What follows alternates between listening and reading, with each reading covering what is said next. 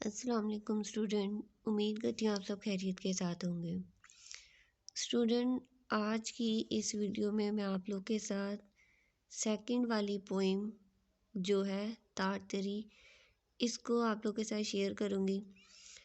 तो स्टूडेंट, इस पोइम को डिस्कस करने से पहले अगर तो आप चैनल पे नए आए हैं तो जल्दी से चैनल को सब्सक्राइब कर दें, ताकि इस तरह की अगर मज़ीद कोई नई वीडियो आती है तो उसका नोटिफिकेशन भी बआसानी आप तक पहुंच जाए। स्टूडेंट, पोइम को डिस्कस करने से पहले एक जो बात है आप लोग के साथ डिस्कस करना चाहती हूँ वो ये कि कुछ बच्चों के जैसे कि कमेंट आ रहे हैं कि हमारी सप्ली है तो सप्ली के लिए इम्पोर्टेंट गेस बता दें, हमने तैयारी किस तरह करनी है। अगर तो देखें पार्ट 2 के स्टूडेंट हैं तो स्टूडेंट सबसे पहले ऑलरेडी जैसे चैनल के ऊपर वीडियो मौजूद है, जैसे कि लेटर, एप्लीकेशन, ये भी मल्टी चीज़ें बताई गई हैं। तो अगर देखिए आपने लेटर करना है वो मल्टी है, वो आप करो। एप्लीकेशन करनी है या डायलॉग करना है, डायलॉग भी पॉजिटिव और नेगेटिव दोनों तरह से वहाँ पे बता दिया गया। ऑलरेडी ये मल्टी चीज़ें हैं, तो अगर आप करते हैं तो देखिए मल्टी चीज़ है कोई भी तो आपने सिर्फ वो एक ही याद करनी है। हर टॉपिक के लिए वो एक ही बनी होती है। तो इस तरह अगर कोई चीज़ आप याद करते हो तो वो याद करना मुश्किल नहीं है। और अगर पार्ट 2 की हैं तो बात करें तो देखें जैसे नावल है ओल्ड मैन एंड द सी, इसके मल्टी आंसर वहाँ पे बताए गए हैं। उसके बाद पॉजिटिव नेगेटिव ऐसे आप लोग के साथ डिस्कस किए गए हैं, करेक्शन बताई जा रही हैं। तो देखें मैं आपको क्या बार बार अगर ये एक ही बात कहूँ कि ऑलरेडी ये मल्टी चीज़ें हैं, आपका ये सिलेबस इस तरह बहुत ज़्यादा कम हो जाता है, बहुत ज़्यादा चीज़ें आपको याद नहीं करनी पड़ती। अगर आप स्टूडेंट ये चीज़ें याद कर लेते हैं तो इंशाल्लाह आप पेपर में पास हो जाएंगे। और अगर पार्ट 1 के स्टूडेंट हैं तो उनके लिए देखें शॉर्ट स्टोरीज़ हैं, उनकी वीडियोस चैनल पे मौजूद हैं, वो भी शॉर्ट्स हैं। सॉरी, मल्टी आंसर उनके बताए गए हैं, प्लेस के बताए गए हैं। तो उसके अलावा अब ये पोइम्स हैं, पोइम्स मैं आप लोगों के साथ शेयर कर रही हूँ। तो ये चीज़ें जो है ना देखिए आप लोग को ऑलरेडी आसान कर देती हैं। क्या आप लोग को किसी भी चीज़ को याद करना तो आपने ज़्यादा ज़्यादा याद नहीं करना। तो ये कह लें कि अब देख लें इस पोइम को। सबसे पहले इस पोइम में आपने क्या करना है, रेफरेंस। रेफरेंस देखें, these lines have been taken from the poem Tartary written by writer. Written by writer का आगे नाम लिख किया गया है, वेल्टर डी ला मेरी। अब अगर आप लोग को मैं साथ साथ इसकी उर्दू ट्रांसलेट कर देती हूँ ताकि आप लोग के लिए और आसानी हो जाए, ताकि आप उसको आसानी से याद कर सकें। अब वो कहता है इन लाइनों को नज़म तारतरी से लिया गया है, जिसे वेल्टर डी लॉ मेरी की तरफ से लिखा गया है। ये रेफरेंस था, इसके साथ मैंने उर्दू ट्रांसलेट कर दी है। अब आगे देखते हैं कॉन्टेक्स्ट। कॉन्टेक्स्ट में देखे लिखा हुआ है in this poem the poet talks about Tartary. Sorry, ये है टॉक ठीक है। तो देख लें कॉन्टेक्स्ट में है in this poem the poet talk us about Tartary. कहता है इस नज़म में शायर हमें तारतरी के बारे में बताता है। The poem Tartary also show that Walter de la Mare love nature. Walter de la Mare क्या है, वो कुदरत से प्यार करता है।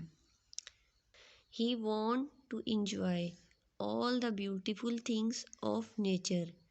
वो कुदरत की तमाम चीज़ों से, खूबसूरत चीज़ों से लुत्फ़अंदोज़ होना चाहता है। He want to become a king of Tartary. वो तारतरी का बादशाह बनना चाहता है। He has great wishes. वो बड़ी ख्वाहिशात रखता है। He want to become the king of an imaginary land Tartary. वो इस ख्याली सरजमीन का बादशाह बनना चाहता है। All the thing of the land of these land will be a source of pleasures for the poet। अब इस लाइन की उर्दू ट्रांसलेट है all the thing। अब वो इसमें कहता है कि इसकी तमाम चीज़ें शायर के लिए खुशी का ज़रिया होंगी। तो स्टूडेंट अभी तक ये रेफरेंस था, इसकी मैंने आपको उर्दू ट्रांसलेट बता दी। कॉन्टेक्स्ट था इसकी आप लोग को साथ साथ ये उर्दू में इसलिए साथ साथ ट्रांसलेट कर रही हूँ ताकि किसी बच्चे को अगर मुश्किल लगे तो वो साथ साथ इसकी जब उर्दू में उसको बताया जा रहा है ट्रांसलेट करके तो उसके लिए आसानी हो जाए। तो बस ये देखेंगे इतना रेफरेंस कॉन्टेक्स्ट बहुत इजी वर्डिंग के साथ है जो आपको आसानी से याद हो जाएगा। अब देखते हैं उसकी एक्सप्लेनेशंस। एक्सप्लेनेशन को डिस्कस करने से पहले आपसे गुजारिश है कि वीडियो को लाइक लाजमी किया करें और शेयर किया करें अपने फ्रेंड्स के साथ भी, और चैनल को लाजमी सब्सक्राइब कर दिया करें अगर आप चैनल पे नए हैं। और अगर आपको किसी और टॉपिक या कोई टॉपिक जिस पे आप चाहते हैं कि आपको बताया जाए उस पर वीडियो बनाई जाए तो कमेंट सेक्शन में लाजमी बताया करें। अब देखते हैं एक्सप्लेनेशन। अब यहाँ पे फिर है वाल्टर डी ला मेरी इज़ अ ग्रेट पोइट। अब यानी कि जो वाल्टर डी ला मेरी है वो एक अजीम शायर है। In this poem he tell us about his personal experience. वो इस नज़म में अपने जो ज़ाती तजर्बा है उसके बारे में बताता है। This poem is a masterpiece of his poetic work. अब वो कहता है ये जो पोएम है ये इसके शायराना जो काम है उसका एक शाहकार है। मास्टरपीस यानी कि शाहकार, ठीक है। In this line he tell us about Tartary. अब वो इन लाइन में जो है ना वो टार्टरी के बारे में बताता है। The poet want to become the king of Tartary. अब जो पोइट है वो टार्टरी का बादशाह बनना चाहता है। He want to enjoy all the beauties of his romantic and imaginary land। वो इस रोमानवी और ख्याली सरजमीन की तमाम खूबसूरती से लुत्फ़अंदोज़ होना चाहता है।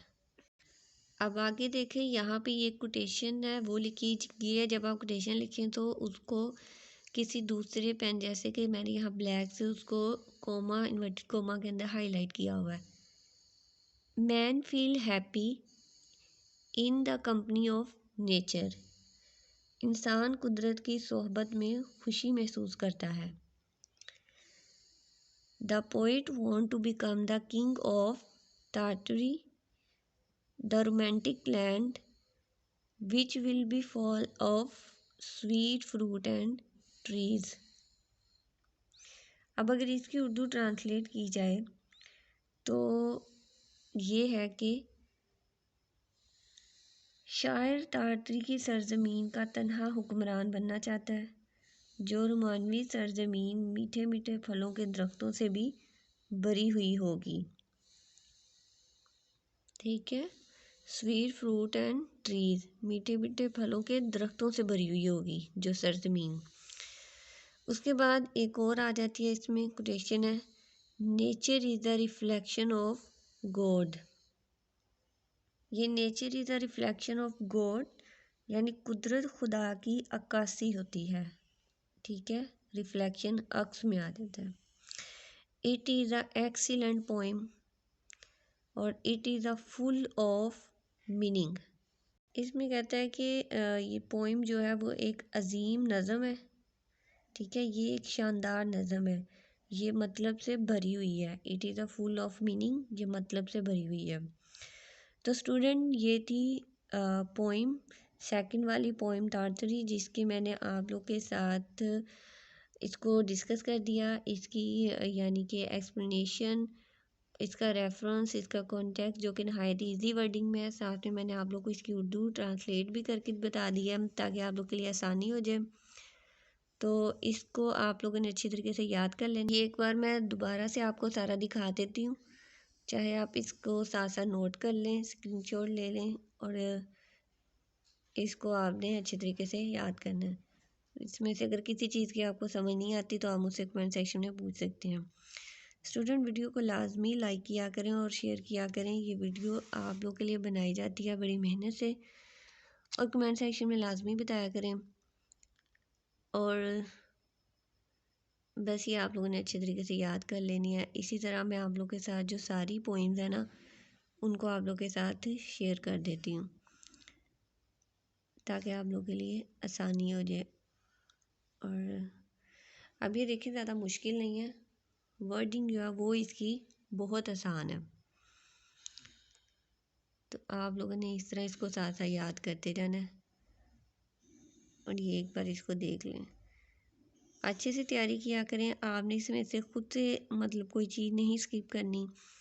जो मल्टी चीज़ें बनाई जाती हैं, जिन भी टॉपिक पे मल्टी आंसर आपको दिया गया है, तो मल्टी आंसर कभी भी गलत नहीं होता। लेकिन हाँ, बस ये है कि आप लोग उसको सही से याद करो जो चीज़ दी गई है, यानी कोई ग्रामर मिस्टेक ना आपकी हो। तो अगर कोई आपकी ग्रामर मिस्टेक नहीं होती, तो जो आपको बताया गया, जिस तरह करवाया गया, वो आप करते हैं, तो इस तरह इंशाल्लाह अच्छे नंबर से आप पास हो जाएंगे। तो बिल्कुल भी आपकी जिस तरह का कोई मल्टी चीज़ दी गई है तो वो गलत नहीं होगी। तो वीडियो को लाइक शेयर करना मत भूलिएगा। नेक्स्ट वीडियो तक के लिए अल्लाह हाफिज़।